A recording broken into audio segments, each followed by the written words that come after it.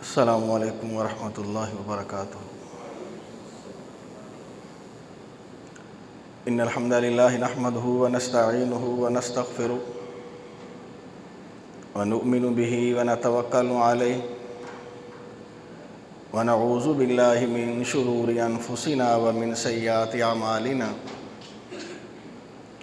من يهده اللہ فلا مضل له ومن يضلله فلا هادي له وأشهد أن لا إله إلا الله وحده لا شريك له وأشهد أن محمدًا عبده ورسوله أما بعد فإن خير الحديث كتاب الله وخير الهدي هدي محمد صلى الله عليه وسلم وشر الأمور محدثاتها وكل محدثة بدعة وكل بدعة ضلالة وكل ضلالة في النار۔ اللهم صل على محمد وعلى آل محمد كما صليت على إبراهيم وعلى آل إبراهيم إنك حميد مجيد۔ اللهم بارك على محمد وعلى آل محمد كما باركت على إبراهيم وعلى آل إبراهيم إنك حميد مجيد۔ رب اشرح لي صدري ويسر لي أمري واحلل عقدة من لساني يفقهوا قولي۔ رب زدني علما رب زدني علما۔ اعوذ باللہ من الشیطان الرجیم۔ الذی خلق الموت والحیاة لیبلوکم ایکم احسن عملا۔ ومقام الآخر فإن تنازعتم فی شیء فردوه الی اللہ والرسول۔ ہر قسم کی حمد و ثنا، تعریف، بزرگی، برتری اللہ تعالیٰ کی ذات اقدس کے لیے۔ درود و سلام سید الاولین والآخرین، امام الانبیاء و امام المرسلین حضرت محمد رسول اللہ صلی اللہ علیہ وآلہ وسلم کی ذات اقدس پر۔ اللہ تعالیٰ کا ہم سب پر احسان، اللہ تعالیٰ نے اسلام جیسی عظیم نعمت سے نوازا۔ دعا بھی کریں، کوشش بھی کریں اللہ ہم سب کا خاتمہ اسی ایمان پر فرمائے۔ آغاز انسانیت سے اختتام انسانیت تک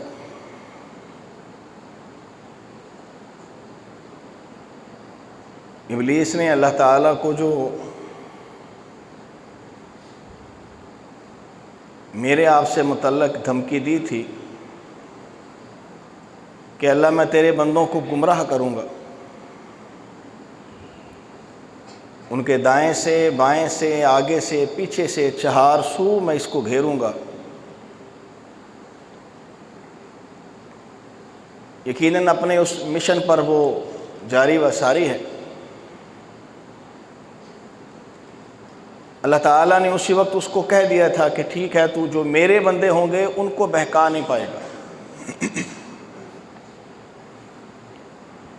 اب میری آپ کی کوشش یہ ہونی چاہیے کہ اللہ تعالیٰ ہمیں اللہ ہی کا بندہ رکھے۔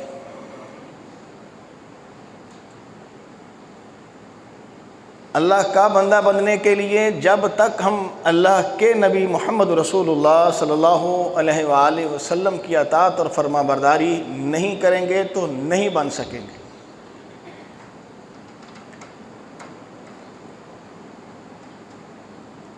ہر دور میں اس نے اپنے اپنے جال بچھائے اور اپنے انداز کے جال بچھائے۔ ایمان والوں کو گمراہ کرتا آ رہا ہے، قیامت تک یہ کام چلتا رہے گا۔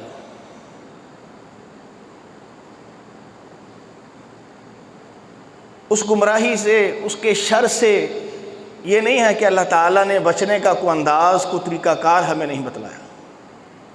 افسوس اسی بات کا ہے کہ رب العالمین نے ہمیں اس کے شر سے بچنے کے سارے انداز، سارے طریقے سکھلائے ہیں، ہم اس پر عمل کے لیے تیار نہیں۔ سب سے پہلے یہ کتاب جو اللہ تعالیٰ نے محمد رسول اللہ صلی اللہ علیہ وآلہ وسلم پر نازل کی، پھر اس کے بعد اسی کتاب کے مفسر، اسی کتاب کی وضاحت کرنے والی ہستی محمد رسول اللہ صلی اللہ علیہ وآلہ وسلم کی ہستی ہے، جس سے متعلق اللہ بذات خود کہتے ہیں اطیعوا اللہ و اطیعوا الرسول۔ گمراہی سے، گناہوں سے، اللہ کی نافرمانی سے بچنا چاہتے ہو، جہنم کے راستے سے ہٹ کر جنت کے راستے پر چلنا چاہتے ہو، تو تمہیں میری اور میرے نبی کی اطاعت کرنا پڑے گی۔ اطیعوا اللہ و اطیعوا الرسول ولا تنازعوا، ایمان والوں اللہ اور اس کے رسول کی اطاعت کرو، آپس میں اختلافات پیدا نہ کرو۔ اگر تمہارے اندر اختلافات پیدا ہو گئے تو یاد رکھو فَتَفْشَلُوا رِيحَكُمْ، تمہاری ہوا اکھڑ جائے گی، تمہاری قوت بکھر جائے گی، تمہارا ڈر خوف ختم ہو جائے گا۔ گویا آپ کہہ سکتے ہیں کہ ہر وہ شخص جو اطاعت اللہ کی اور اس کے نبی کی کرتا ہے، اللہ تعالیٰ اس کا رعب، اس کا مقام، اس کا رتبہ یقیناً اسی آیت کے مطابق ہمیں بتلاتا ہے۔ اور اگر ہم نے اللہ اس کے رسول کی اطاعت نہ کی تو اللہ نے پیش گوئی 1400 سال پہلے ہمیں بتلا دیا کہ اس کی ہوا اکھڑ جائے گی، مضبوط نہ رہے گا، کامیاب نہ رہے گا، پھر اس کو اس ابلیس کی چلائی ہوئی ہوا جدھر مرضی اڑا کے لے جائے، وہ بیچارہ پھر ایک خشک پتے کی طرح پھر چہار سو اڑتا پھرتا گرتا رہے گا۔ ناراض نہ ہوئیے گا، شاید آج عالم اسلام کا یہی حال ہے۔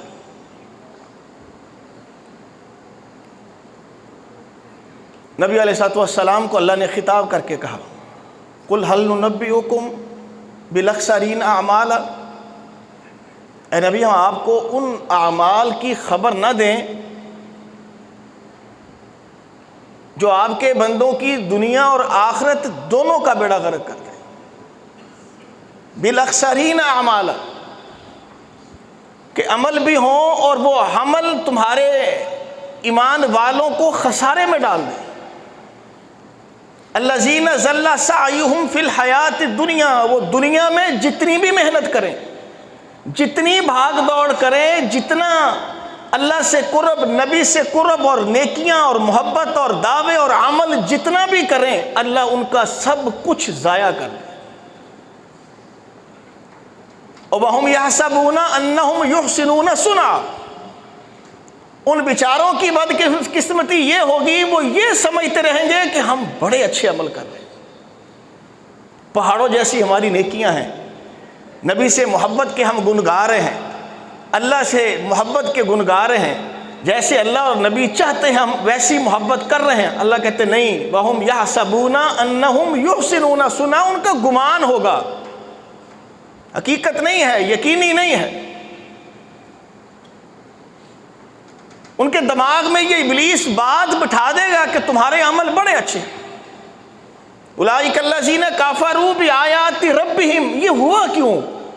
نمازیں بھی پڑھی، روزے بھی رکھے، اچھے کام بھی کیے، نیکیاں بھی کی، اللہ کہتے سب کچھ ضائع، سب کچھ ختم۔ کیوں؟ اس لیے کہ وہ میری اس کتاب، میرے اس حکم کی مخالفت کرتے تھے، اللہ سے ملاقات کے ایک قسم کے انکاری تھے۔ اللہ سے ملاقات کا کون ایمان والا انکاری ہے؟ کوئی بھی نہیں۔ میں اور آپ، ہم جتنے ایمان والے مسلمان ہیں، قرآن سے اور قرآن کی کسی ایک آیت تو دور کی بات ہے، ایک لفظ کا بھی کون انکاری ہے؟ کون کفر کرتا ہے؟ کوئی بھی نہیں۔ اللہ پھر کہہ رہے ہیں کہ نہیں، وہ کفر کریں گے۔ وہ قرآن کی آیات سے انکاری کا مفہوم کیا ہے؟ وہ یہی ہے، عمل ہوں گے مگر جو میں اللہ کہہ رہا ہوں اطیعوا اللہ و اطیعوا الرسول ولا تنازعوا، اس جیسے نہیں ہوں گے، میرے اور میرے نبی کے مطابق عمل نہیں ہوگا، اور جب نہیں ہوگا ایسے سارے کے سارے عمل میں اللہ ضائع کر دوں۔ دیکھنے کو جتنا مرضی خوبصورت اور بہترین اور بڑا عمل،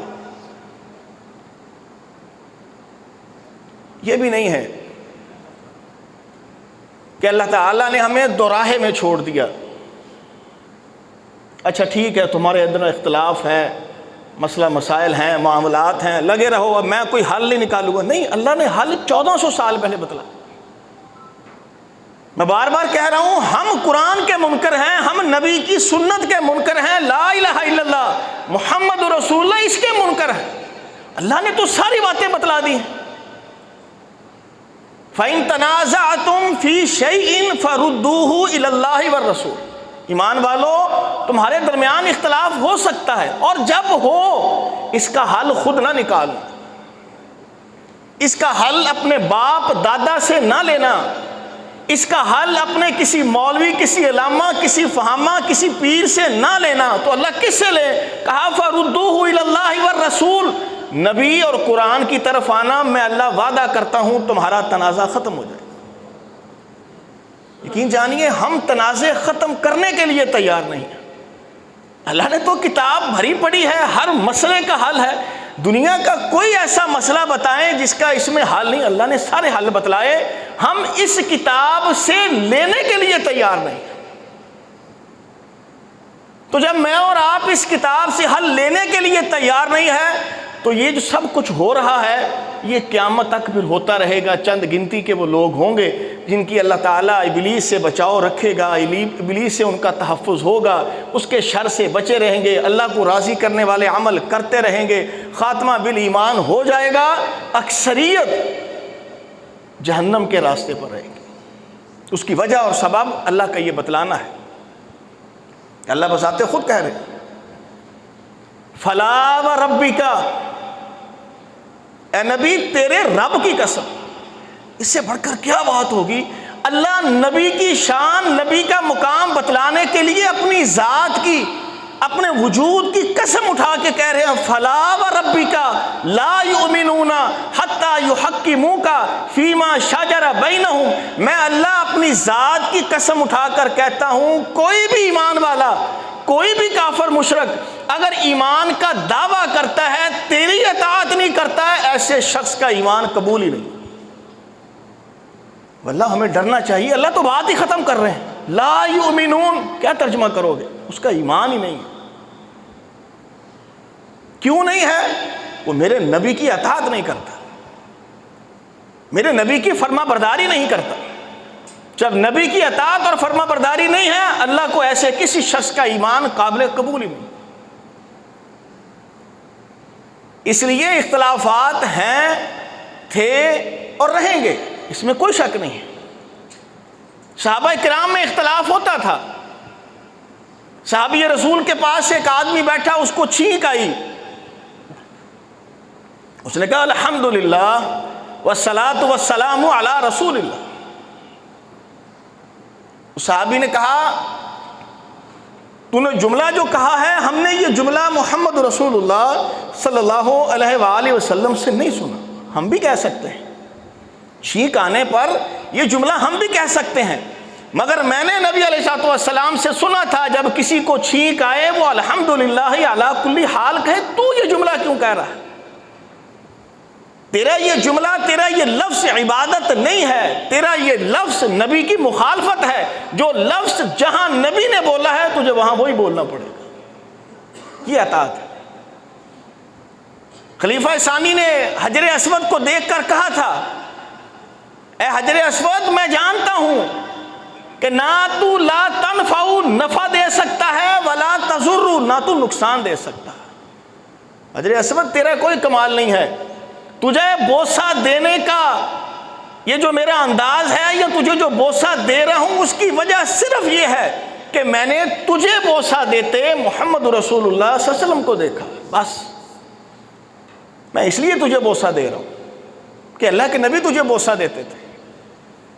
تیرے اندر نفع اور نقصان کی کوئی قوت نہیں ہے. نفع نقصان اگر کسی کے ہاتھ میں ہے وہ اللہ کی ذات ہے. صحابہ کا یہی طرز عمل. ایک صحابی کہتے ہم حج پر گئے، حج کے جو ہمارے امیر تھے وہ صحابی تھے. ایک جگہ راستے پر رکے اور رک کر وہ صحابی تھوڑی سی سائڈ پہ چلے گئے، واپس آئے. کہا جی کہاں گئے تھے؟ کہا میں نبی علیہ الصلوۃ والسلام کے ساتھ حج میں تھا، رسول اللہ صلی اللہ علیہ وسلم نے یہاں اپنے قافلے کو رکوایا تھا، رکوا کر یہاں قریبی جگہ میں جا کر اپنی قضائے حاجت کی تھی، اپنی حاجت کو پورا کیا تھا۔ میں نے کہا چلو میں نے کہیں اور جو رکنا ہے، جہاں میرا نبی رکا تھا میں بھی وہاں رک کر اپنی حاجات کو پورا کروں۔ تو ایک ایک چیز، ایک ایک لمحہ، ایک ایک عمل، حالانکہ یہ کوئی سنت نہیں ہے، ایک ضرورت تھی، آپ کہیں بھی کر سکتے، مگر اس کو بھی دماغ میں بٹھا کر صحابہ کرام کہ اچھا اللہ کے نبی نے سفر میں کیا تو یہاں یہاں رکے، یہاں یہاں بیٹھے، یہاں یہاں یہ کیا، وہی کرتے تھے۔ رسول اللہ صلی اللہ علیہ وسلم کی مخالفت ان کے دل و دماغ میں ہوتی اور تھی نہیں۔ ہم اگر نبی کی مخالفت کرتے ہیں پہلے تو ہمیں خبر ہی نہیں کہ مخالفت ہے، نہیں یہ کیسے مخالفت ہے، اس کی وجہ جہالت ہے، علم کا نہ ہونا ہے، قرآن اور حدیث کی خبر نہ ہونا ہے۔ جب ہمیں خبر ہی نہیں ہے، کسی معاملے کا پتہ ہی نہیں ہے، تو ہمیں لا محالہ کوئی شخص جیسی بھی بات بتلاتا رہے گا ہم اس پر ایمان لاتے رہیں گے۔ پھر شیطان بھی ہمیں ایسی تھپکی دیتا ہے کہ ہمیں اس بات کو سمجھنے کا موقع ہی نہیں دیتا کہ یہ بات آدمی جو کہہ رہا ہے یہ قرآن و سنت کے مطابق ہے، یہ جس ثواب اور نیکی کی ہمیں خبر دے رہا ہے یہ ہے کہ نہیں ہے، ہمیں اس طرف جانے کا رجحان دیا ہی نہیں گیا۔ بس جو ہمارے بڑے کرتے آئے ہیں وہ جاہل تھے۔ اچھا پھر بدقسمتی دیکھیے، کچھ چیزیں ایسی ہیں مجھے آپ کو سمجھ آتی ہے کہ یہ دھوبی پٹکا لگا ہے، ہمیں گمراہ کیا گیا ہے، ہمیں 100% ہمارے ساتھ تجاہل عارفانہ والا معاملہ کیا گیا ہے، ہم الووں اور بیوقوفوں کی طرح پھر اسی پر لگے، خبر ہی نہیں، شعور ہی نہیں۔ نبی علیہ الصلوۃ والسلام کی 63 سالہ زندگی چیک کر کے دیکھ لیجئے، رسول اللہ صلی اللہ علیہ وسلم نے 63 سالہ زندگی میں شاید اپنی نبوت سے پہلے اپنی پیدائش کا دن نہ منایا ہوگا، مگر نبوت کے بعد رسول اللہ صلی اللہ علیہ وسلم نے اپنی پیدائش کا دن منایا ہے۔ ہم کب انکاری؟ صحابہ نے پوچھا تھا کہ حضور آپ سوموار اور جمعرات کا روزہ کیوں رکھتے ہیں؟ کہا سوموار کو اللہ تعالیٰ نے مجھے نبوت دی، سوموار کو میرے پاس جبرائیل آیا مجھے وحی دے کر گیا، سوموار کو اللہ تعالیٰ نے مجھے دنیا میں بھیجا، میری پیدائش ہوئی، شکرانے کے طور پر میں اس لیے سوموار کا روزہ رکھتا ہوں۔ کس کم وقت نے کہا ہے کہ نبی کا میلاد نہ مناؤ؟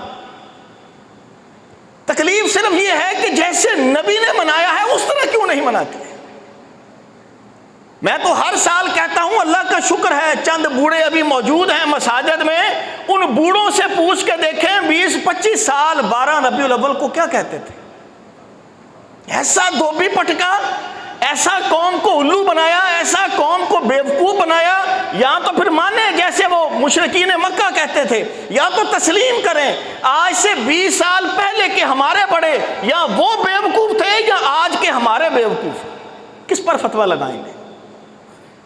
آپ کی ساہیوال کی مین مساجد سے 12 وفات کے جلوس نکلتے تھے، پوچھئے تو صحیح ہے اپنے بڑوں سے۔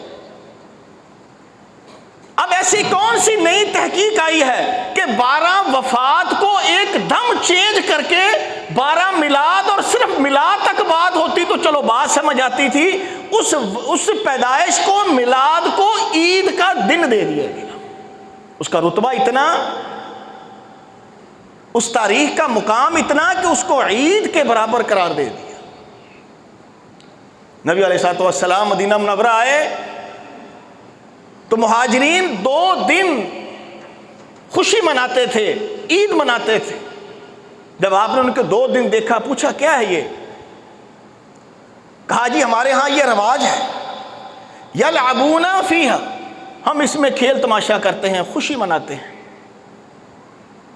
تو آپ نے ان انصار صحابہ سے جو مدینہ منورہ میں تھے جنہوں نے یہ کہا کہ یہ ہمارے معروف ہیں، بڑے عرصے سے چلے آ رہے ہیں، ہم اس میں خوشی مناتے ہیں، کھیل تماشا کرتے ہیں، کہا اللہ تعالیٰ نے ابدا لکم، تمہارے اس دن کو ان 2 دنوں کے ساتھ تبدیل کر دیا۔ مراد اب جو تم کھیل تماشا خوشی منانا اپنی مرضی سے کرتے تھے، آج کے بعد ختم، تبدیل، اب اللہ نے تمہیں 2 عیدیں 2 دن دے دیے ہیں، تم ان 2 دنوں میں اپنی عید منایا کرو۔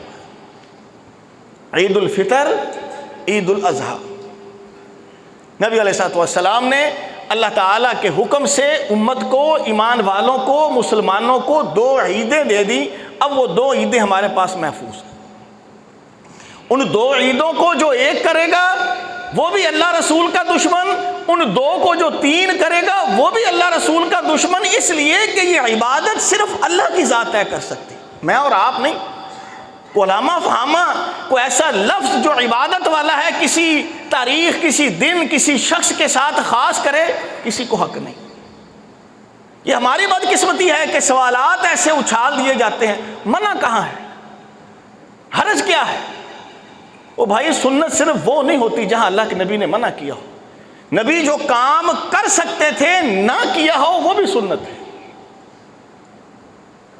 اور پھر آپ دیکھیں کہ بنیادی فرق ہے عید الفطر اور عید الاضحیٰ، یہ جو ایام تشریق ہیں، ان ایام میں نبی علیہ الصلوۃ والسلام نے مجھے آپ کو روزہ رکھنے سے منع کیا۔ اچھا، ان ایام میں روزہ رکھنے سے منع ہے، جس کو ہمارے ان بڑوں نے عید بنایا ہے اس کی حالت کیا ہے؟ اور جو مقرر انہوں نے کیا ہے، یہ لفظ اپنی مرضی سے، ان کو اختیار کس نے دیا؟ نبی اپنی پیدائش منائے روزہ رکھ کے، اور ہم اس دن کو عید بنا کر ایک قسم کی روزے کی مخالفت کریں غیر محسوس انداز میں۔ کسی کو خبر نہیں ہوئی کہ روزے کی مخالفت ہو رہی ہے نبی کے، کہ نبی نے سوموار کو پیدائش کا روزہ رکھا ہے، اب نبی کی مخالفت کرنی ہے، نبی سے دشمنی مول لینی ہے۔ کیسے لیں؟ اس انداز سے کہ جو کام نبی کرے اس کو ویسے ہی غائب کر دو، جو کام نبی نے نہ کیا ہو اس کو عبادت بناؤ، اس کو ایک نام دے دو، بولو یہ ٹھیک ہے وہ ٹھیک نہیں ہے۔ ایک شخص کو ایسا دکھا دیجئے جو یہ کہتا ہو ہاں جی میں ہر سوموار کو روزہ صرف اس لیے رکھتا ہوں کہ نبی کا میلاد مناتا ہوں، اللہ ماشاءاللہ، اللہ کرے ایسے کوئی ہوں۔ نبی سال بعد میلاد نہیں منا رہے، ہفتے بعد منا رہے، مناؤ، میں نے آپ کو آغاز میں کہا، کس کم وقت نے روکا؟ سنت ہے، منائیے، مگر جیسے نبی علیہ الصلوۃ والسلام نے منایا۔ آپ نے اپنی نبوت کے کتنے سال ہیں، زندگی کے کتنے سال ہیں، جتنا عرصہ رہے اسی انداز سے پیر کے دن، سوموار کے دن روزہ رکھا۔ ابو بکر صدیق رضی اللہ تعالی عنہ 2 یا 3 سال خلافت کے چیک کر کے دیکھ لیجئے، ایسا کام کوئی نہ کیا، جو نبی کا انداز تھا وہ اختیار کیا۔ خلیفہ ثانی کے 11 سال خلافت کے چیک کر لیجئے، میلاد منایا، پیدائش منائی، خوشی منائی، ہر سوموار کو روزہ رکھ کے۔ عثمان غنی رضی اللہ تعالی عنہ کی 7-8 سال کی خلافت اسی انداز سے خوشی منائی۔ علی رضی اللہ، غرض ہے کہ جس بھی صحابی کی آپ حکومت ڈھونڈیں گے نبی علیہ الصلوۃ والسلام کی مخالفت نہیں ملے گی، سنت ملے گی۔ سوموار کو روزہ رکھ کے وہ خوشی مناتے تھے، منائیں، کس نے روکا؟ اور پھر ہمیں خوشی منانے سے کوئی، خوشی کرنے سے کوئی انکار نہیں ہے، منانے سے انکار ہے۔ خوشی کیا ہے؟ کسی کو اللہ تعالیٰ نے اولاد دی ہے، وہ خوشی کر رہا ہے، ہمیں کوئی اعتراض نہیں۔ کسی کے گھر فوتگی ہوئی ہے، کوئی دکھ والی بات ہوئی ہے، اس کو دکھ لگا ہے، وہ غم کی کیفیت میں ہے، ٹھیک ہے، ہمیں کوئی اعتراض نہیں۔ یہ خوشی آنا، خوشی کو سیلیبریٹ کرنا، غم آنا، غم کو محسوس کر کے غم کی کیفیت میں آنا، کسی کو انکار نہیں ہے۔ یہ جو ہم اس کو مناتے ہیں، منانا کیا ہے؟ اس کو اٹھا کر اس دن تاریخ سے اٹھا کر 1 سال کے بعد، 6 ماہ کے بعد، 10 ماہ کے بعد، یا جتنا مرضی آپ کے دماغ میں عرصہ ہے، اس خوشی اور غم کو لے جانا، یہ منانا۔ آپ نے خوشی تو کر لی ہے، وقت گزر گیا ہے، غم آپ کو آیا تھا، وقت گزر گیا ہے۔ صحابیہ نے رنگ والی خوشبو لگائی، رنگ والی۔ عورتوں نے پوچھا بی بی آپ نے رنگ کیوں لگایا؟ کہا مجھے یہ خوشبو رنگ دار لگانے کی، جیسے عورتیں میک اپ کرتی ہیں، اس کی ضرورت نہیں تھی۔ میں تمہیں صرف یہ بتلانا چاہتی ہوں کہ میرا بیٹا جو فوت ہوا تھا، میرے رب رسول نے میرے اوپر 3 دن سوگ رکھا تھا، 3 دن آج پورے ہو گئے ہیں، اور آج میں سوگ سے نکل گئی ہوں، اور میں یہ رنگ لگا کے تمہیں بتلانا چاہتی ہوں کہ نبی نے حکم دیا تھا 3 دن سوگ کا، 3 دن کے بعد سوگ نہیں ہے، اب میں سوگ کی کیفیت میں نہیں ہوں۔ کیوں؟ نبی کا حکم تھا، ضرورت نہیں تھی، بتلانا مقصود، سمجھانا، تعلیم دینا مقصود تھا۔ صرف وہ عورت جس عورت کا خامد فوت ہوتا تھا اس عورت کو 4 ماہ 10 دن قرآن کہتا ہے اس کی عدت ہے. اس کا یہ افسوس والا غم والا معاملہ 4 ماہ 10 دن رہے گا. اس بیچاری کو بھی صرف 4 ماہ 10 دن کا حکم دیا ہے. سال 2 سال 3 سال ہر سال اس کو بھی حکم نہیں. میرے بھائیو دین وہ نہیں ہے جو میں اور آپ کرتے ہیں. دین وہ نہیں ہے جو ہمارے بڑے کرتے ہیں. ہمیں یہی کہا جاتا ہے جو ہمارے بڑے جاہل تھے. موضوع نہیں ہے بھائی. ہم نے بڑوں کا کلمہ نہیں پڑھا. بڑے سے غلطی ہو سکتی ہے. اور حیرانگی کی بات ہے دنیاوی معاملات میں اگر بڑا کوئی کام کرتا تھا تو ہم کہتے ہیں وہ جی بڑوں کو کیا عقل تھی. کاروبار تو ایسے ہوتے ہیں, بزنس ایسے ہوتا ہے, یہ ایسے معاملات حل ہوتے ہیں. ہمارے بڑے پرانے دور کے تھے. دین کا معاملہ آئے جی پرانے لوگوں کو لیجئے, چاہے وہ غلط ہیں ٹھیک ہے. دنیا کا معاملہ آئے تو وہ بیچارے پرانے بھی بیوقوف, ان کو کہہ دیا جاتا ہے نہیں جی ان کی نہیں ہماری چلے گی. بھائی دین کا معاملہ ہو نہ بڑوں کی چلے گی نہ میری آپ کی چلے گی. نبی علیہ الصلوۃ والسلام کے سامنے خلیفہ ثانی نے چند صفحے تورات کے پڑھے تھے. اللہ کے نبی غصے سے آپ کا چہرہ مبارک سرخ ہوا تھا. ابو بکر صدیق رضی اللہ تعالی عنہ نے چوکا لگایا خلیفہ ثانی کو, عمر تو دیکھ نہیں رہا تیرے یہ صفحات پڑھنا اور تعریف کرنا کہ اس کے اندر کتنی اچھی اچھی باتیں ہیں, کتنی خوبصورت باتیں ہیں, تو تعریف کر رہا ہے تورات کی قرآن کے مقابلے میں. دیکھ اللہ کے نبی ناراض ہو رہے ہیں. اللہ کے نبی نے پھر کہا, خلیفہ ثانی نے معذرت کی. اللہ کے نبی نے کہا سنو یاد رکھو آج اگر موسیٰ علیہ السلام بھی یہاں آ جائیں اور جب تک قرآن کے مطابق نہ چلیں گے ان کا بھی ایمان مکمل نہیں ہوگا. میرے بھائیوں اگر آج موسیٰ آ جائیں ان کی بات ماننا کفر ہے. ابراہیم, موسیٰ, عیسیٰ, یوسف, یونس, آدم, کوئی نبی آ جائے نبی کی بات کے برابر ان نبیوں کی بات ماننا اگر کفر ہے, ایمان سے ہاتھ دھونے والی بات ہے, تو آج کے کسی آدمی کی, آج کے کسی ملا علامہ فہامہ کی بات نبی کے برابر ہم مان لیں, نبی کی بات کو سنت کو چھوڑ دیں اس کی مانیں, یہ کہاں کا دین ہوگا. اس لیے دین وہ نہیں ہے جو ہمیں کو بڑا دے رہا ہے. دین وہ ہے جو اللہ تعالیٰ نبی علیہ السلام کے ذریعے ہمیں دے رہا ہے. پھر میں نے آپ کو بتلایا کہ اگر یہ دین ہوتا تو ویسے کا ویسے رہتا. یہ دین تو ہم نے 20-25 سال بعد بدل لیا ہے, اس میں بھی کوئی شک نہیں. اِنَّكَ لَا تَهْدِي مَنْ أَحْبَبْتَ وَلَكِنَّ اللَّهَ يَهْدِي مَنْ يَشَاءُ. اللہ نے نبی کو کہا تھا نبی ہدایت آپ کے ہاتھ میں نہیں ہے, ہدایت مجھ اللہ کے ہاتھ میں. میں جس میں کو ہدایت کے آثار دیکھتا ہوں, شوق دیکھتا ہوں, جذبہ دیکھتا ہوں. کیوں؟ اس لیے کہ اِنَّا هَدَيْنَاهُ السَّبِيلَ إِمَّا شَاكِرًا وَإِمَّا كَفُورًا. اللہ نے 2 راستے دکھائے ہیں, گمراہی کے اور ہدایت کے. بندے کو عقل سے نوازا ہے, چل بندے دیکھ لے گمراہی کا راستہ کون سا ہے اور ہدایت کا کون سا ہے. بندہ جس راستے پر چلنا چاہتا ہے اللہ اس کی مدد کر دیتے ہیں, اللہ اس کو پھر اس راستے پر چلا دیتے ہیں.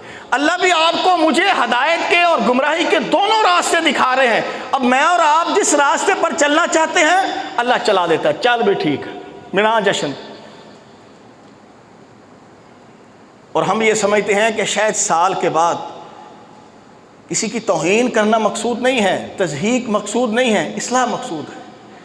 کہ ہم سال کے بعد کچھ صدقہ کر لیں, دیگیں پکا لیں, گھروں میں لائٹیں لگا لیں, بیٹھ کے بذات خود چاہے کسی فنکشن میں, پروگرام میں, یا بذات خود بیٹھ کر 20 بار درود شریف پڑھ لیں. سارا سال اللہ اس کے نبی کے باتوں کی دھجیاں اڑائیں, واللہ کوئی فائدہ نہیں. اس لیے کہ ہمارا وہ عمل ہی ہماری دھجیاں اڑانے کے لیے کافی ہے. نبی کی سنت کے مطابق کیا ہوا عمل چاہے چھوٹا ہی کیوں نہ ہو, حقیر سا کیوں نہ ہو, واللہ نبی علیہ السلام نے فرمایا اللہ تمہاری ایک چھوٹی سی نیکی کو جو سنت کے مطابق ہوتی ہے اپنے ہاتھ میں لیتے ہیں, ہاتھ میں لے کر اللہ اس کو ہلاتے ہیں, ہلا کے بڑا بڑا بڑا بڑا بڑا اتنا بڑا کر دیتے ہیں جتنا وزن احد پہاڑ کا ہے. اتنا وجود اور اتنا وزن اللہ میری آپ کی اس نیکی کا کر دیتے ہیں جو سنت کے مطابق ہوتی ہے. جو سنت کے مطابق نہیں ہے وہ میں نے آپ کو آغاز میں بتلا دیا, وہ قرآن ہمیں اس کی وضاحت کرتا ہے, صاف کہتا ہے وہ سارے کے سارے عمل ضائع ہیں جو میں اور آپ قرآن و سنت کے مخالف ہو کر کرتے ہیں, اس کی مخالفت میں کرتے ہیں. اس لیے کوئی بھی عمل کرنے سے پہلے صرف یہ دیکھ لینا کہ وہ عمل کیا نبی علیہ الصلوۃ والسلام اور صحابہ کرام کا ہے، اگر ہے تو کر لیجیے۔ بدقسمتی یہ ہے، میں نے جتنی کی کتابیں پڑھی یا جتنی کے بزرگوں کی تقریریں سنی، ایسے اعتراضات، وہ جی آپ بجلی کیوں استعمال کر رہے ہیں، وہ آپ سپیکر کیوں استعمال کر رہے ہیں؟ یہ جواب ہے، بجلی اور سپیکر کیا یہ ہم کہتے ہیں یہ دین ہے؟ بدعت وہ ہے جس کو آپ دین میں شامل کر رہے ہیں۔ آپ کسی کو کہہ ہی نہیں سکتے کہ آپ فلاں دن فلاں تاریخ اکٹھے ہو کر حضور پر درود پڑھے، اتنا ثواب ہوگا، حق ہی نہیں ہے کسی کو۔ اگر یہ بات آپ کہتے ہیں، آپ کو قرآن و سنت سے دلیل دینی پڑے گی۔ نبی علیہ الصلوۃ والسلام نے بذات خود صرف اپنی چاہت کے لیے کہا کہ میں شہد استعمال نہ کروں گا۔ اللہ نے قرآن کی آیات اتاری، النبی لا تحرموا ما حل اللہ لکم۔ نبی آپ کو کس نے حق دیا آپ اپنے اوپر شہد کو منع کر رہے ہیں؟ جب میں اللہ نے محمد صلی اللہ علیہ وسلم آپ کے اوپر شہد کو حلال رکھا ہوا ہے، آپ کو حق نہیں ہے، آپ شہد کو اپنے اوپر حلال حرام نہیں کر سکتے، شہد کو استعمال کیجیے۔ اور میرے بھائیوں، نبی اپنے بارے میں کوئی فیصلہ اللہ کی اجازت کے بغیر نہیں کر سکتا۔ میں اور آپ کسی کو ثواب اور گناہ کیسے کہہ سکتے ہیں کہ آپ کا یہ عمل ثواب ہے، قرآن حدیث سے دلیل ہے؟ آپ کہیں قرآن و حدیث سے دلیل نہیں ہے تو آپ کسی کو ثواب اور گناہ کی بات نہیں بتا سکتے۔ اللہ ہم سب کو عمل کی توفیق عطا فرمائے۔ وما علینا الا البلاغ۔